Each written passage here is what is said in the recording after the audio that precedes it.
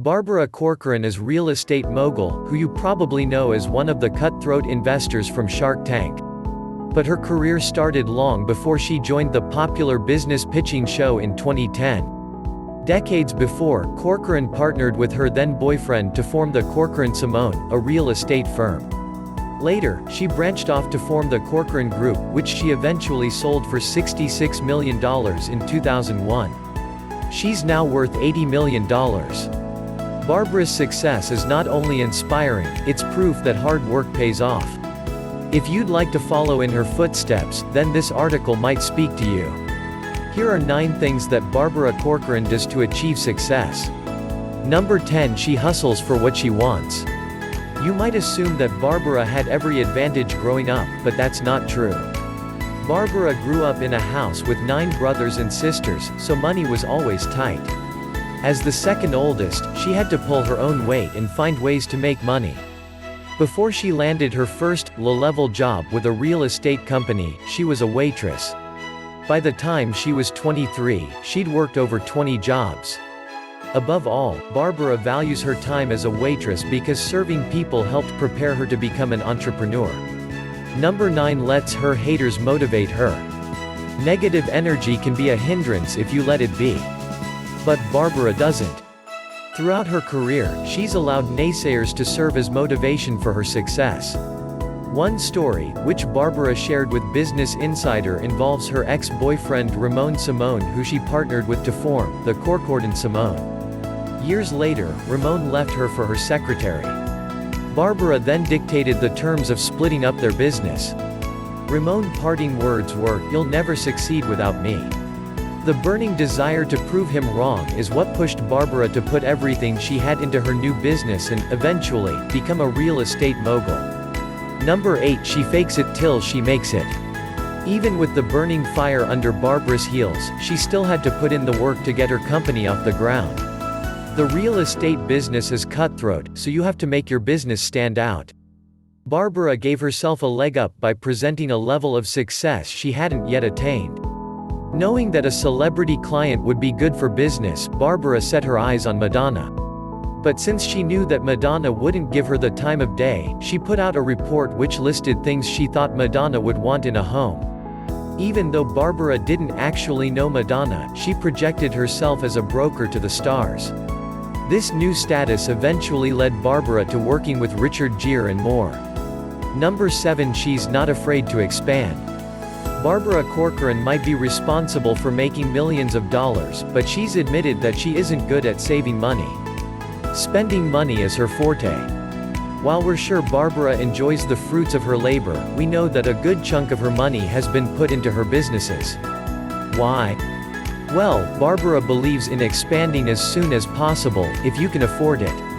Number 6. She doesn't give up. Believe it or not, Shark Tank producers almost passed Barbara up. After Barbara was initially offered a seat on the popular ABC show, she then got notice that another woman had been given her spot. Barbara was, naturally, distraught. She'd already gone out and bought new clothes to wear on TV, and had also spent time daydreaming about signing autographs for her new fans. Instead of wallowing in self-pity, Barbara decided to email Mark Burnett, the man who owned the TV studio where Shark Tank filmed, to sell herself to him. Impressed by her unwillingness to give up, Mark gave Barbara the job. Number 5. She leverages the media. Barbara once had 6 of her employees land on the New York Times top 10 brokers list. While that's quite the accomplishment, what's even more impressive is that none of her staff deserved their position. They weren't even in the top 20. So, how did this happen? Well, Barbara knew how important good press would be for her business, so she took an ad out in the Times, 2 years prior. It was a photo of some of her employees dressed up in fancy clothes, posing with their families. She titled the ad, "Power Brokers." That move helped cement her company's status, even though they hadn't yet actually made it there. Number 4. She isn't afraid to ask for what she's worth. Barbara Corcoran sold her company, the Corcoran Group, in 2001. She'd been a mother for about 7 years and felt that she needed to spend more time with her son. Eventually, she called up a man she thought would be interesting in buying. He offered her $22 million, but she insisted she wouldn't sell for less than $66 million. With each consecutive offer, Barbara held strong to her original number. Eventually, she got her asking price. Number 3. She doesn't hang on to dead weight. It might sound harsh, but Barbara Corcoran has worked too hard in life to let slackers bring her down. Through her own journey as an entrepreneur, she knows that a business is only as successful as its weakest links. This means that Barbara used to evaluate her brokers every 6 months, and fired the lowest performing employees. It's cutthroat, but business.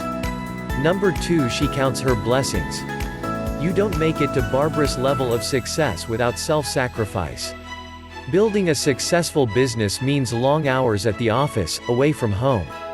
It would be easy for Barbara to complain about how much fame costs, but she doesn't. Instead, Barbara shows gratitude for everything she has in life. While she does miss out on some things, she also knows that only a few people will ever be in the position she's in. Choosing to focus on that aspect helps keep her positive. Number 1. She knows when it's time to let things go. Assuming that it would have been possible for Barbara to continue to work with Corcoran-Simone after he left her, there's no way to know where the business would have gone.